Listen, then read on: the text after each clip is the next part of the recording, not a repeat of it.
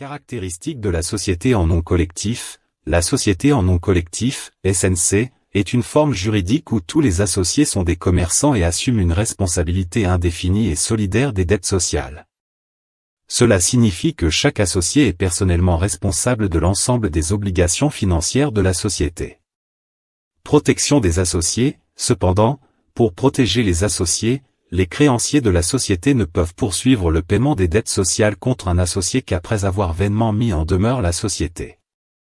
Cette mise en demeure doit être effectuée de manière formelle, par acte d'huissier ou par tout moyen permettant de prouver sa réception par le destinataire.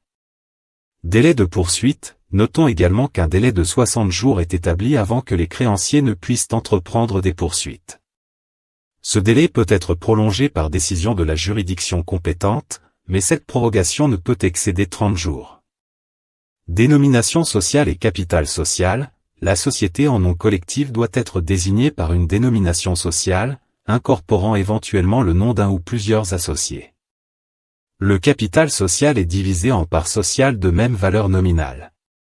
Cession des parts sociales. La cession des parts sociales est soumise à des règles strictes. Elle ne peut avoir lieu qu'avec le consentement unanime des associés. En l'absence d'unanimité, les statuts peuvent prévoir une procédure de rachat pour permettre le retrait de l'associé cédant.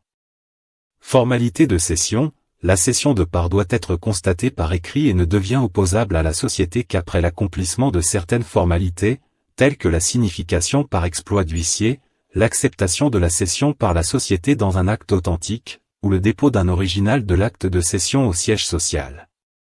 Opposabilité au tiers. Elle n'est opposable au tiers qu'après l'accomplissement de ces formalités et la publication par dépôt en annexe au registre du commerce et du crédit mobilier. Exemple concret. Illustrons cela avec un exemple concret. Imaginons une société en nom collectif, Dupont et compagnie SNC, où chaque associé, qu'il s'agisse de Monsieur Dupont ou d'un autre, est responsable des dettes de l'entreprise.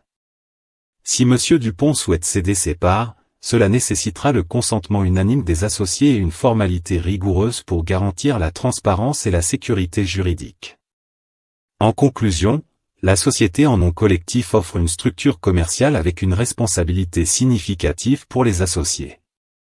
Comprendre les règles entourant la cession de parts est crucial pour assurer la stabilité et la conformité dans cette forme d'entité.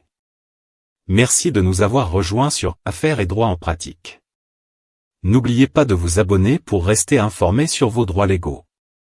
Si vous avez des questions ou des sujets que vous aimeriez que nous abordions, n'hésitez pas à les partager dans les commentaires. À bientôt. Caractéristiques de la société en nom collectif.